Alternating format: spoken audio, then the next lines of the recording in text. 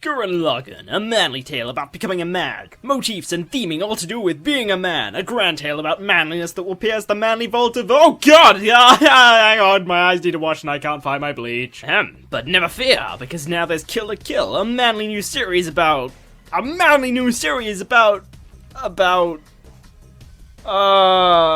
royalty? Gurren Lagann vs. Kill la Kill. Where to start with this one? Okay, I'm not gonna lie, Gurren Lagann is my favorite series of all time. Critically speaking, I don't think it's the best anime, but it's my personal favorite. And knowing that, I came to the stunning revelation that I am too biased to do this video, and so I promised myself I wouldn't make it. Whoops. Let me start with a little story. For the record, I highly doubt many people will think this story is fair on Kill la Kill, but my opinion does change, so try to wait until the end before you decide you want to dress up my video in Sith cosplay. As a big fan of Gurren Lagann, I was eagerly awaiting its successor, but when it finally came to the first episode of Kill la Kill, I was met with probably one of the most disappointing first episodes I've seen, both because of the unfulfilling hype and the dull execution. It was just crazy and stupid. Where was the depth? Where was the hook? It was just meh. The only thing I can vouch for is our main character Ryoko, who has an awesome introduction as a very strong character. Seriously, biting a lemon in half in the first 5 seconds of screen time is a pretty badass way to introduce a character. But as Kill la Kill went on, it only reinforced my belief that Kill la Kill was just a shallow, superficial copy of Gurren Lagann. Gurren Lagann was so much more than people prattling around and occasionally shouting at each other. Gurren Lagann had morals and principles behind all its shouting. Gurren Lagann wasn't just, okay guys, there's some good guys and some bad guys, make them fight and make it stupidly over the top.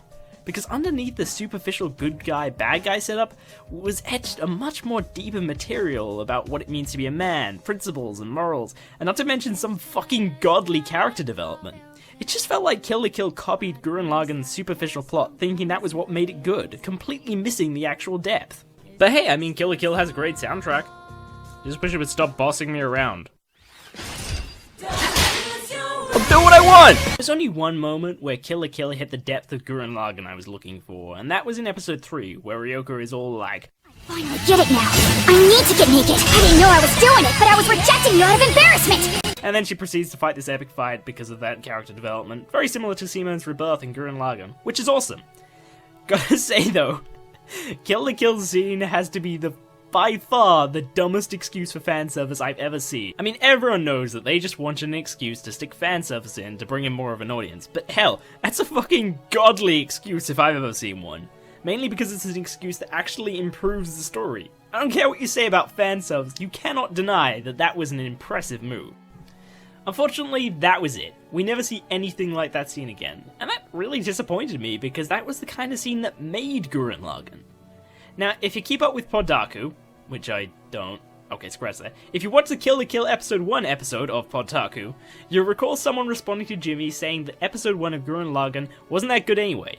The rest of the group even unanimously agree that Kill la Kill's first episode is the exact same. That made me angry. Gurren Lagann is not the same as Kill la Kill. No way! Anyway, I started watching Gurren Lagann over again, as I do with every anime I cover in a video, and oh my god, they're the exact fucking same! This show is not how I remember it. All that deep stuff about morals and whatnot I talked about before actually shows up in Gurren Lagann super rarely. In fact, the thing that made episode 3 of Kill la Kill great only comes into play like twice in the first half of Gurren Lagann. And hell, one of those two executions isn't really that good anyway. This is probably pretty obvious by this point, but my god, was I biased to Gurren Lagann or what?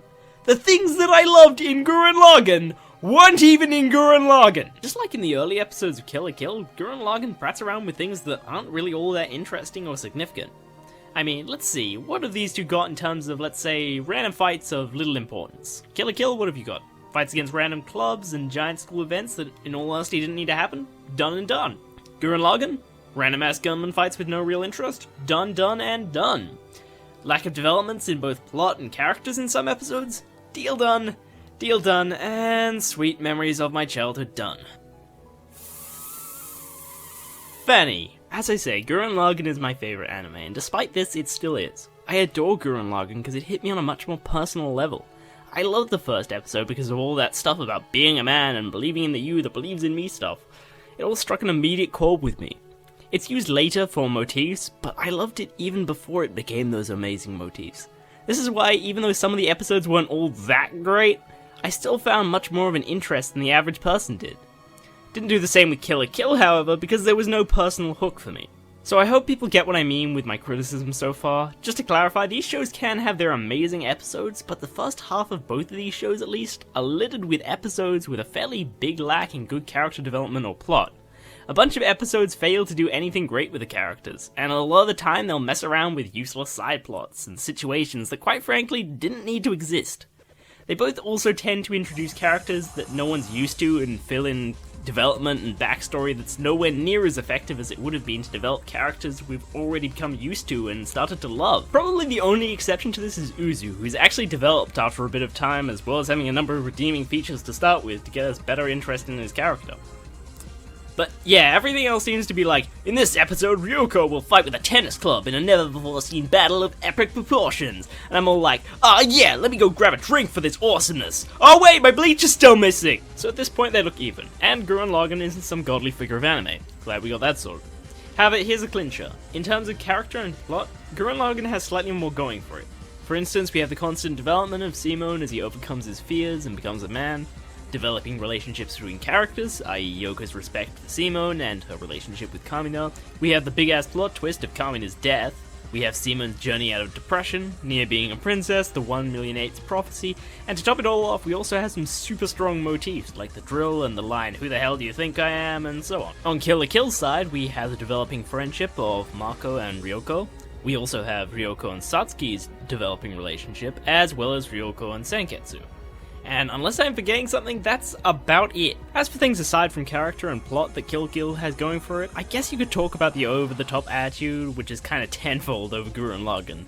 However, being over the top doesn't make it good. It's more like, well, that's mildly amusing and novel, but I don't think it counts for all that much. And I suppose I could talk about the comedy, however, I rarely found anything funny in Kill la Kill. Honestly, I found the humor obtrusive and dumb. Why does that sound so familiar? So yeah, I guess Gurren Lagann is the— oh wait! I've only been talking about the first half of Kill la Kill so far. Next time, I'll be comparing the second half of both of these shows. So get ready people, this is gonna be a whole different board game, because when Kill la Kill hits episode 18, everything changes. Ciao!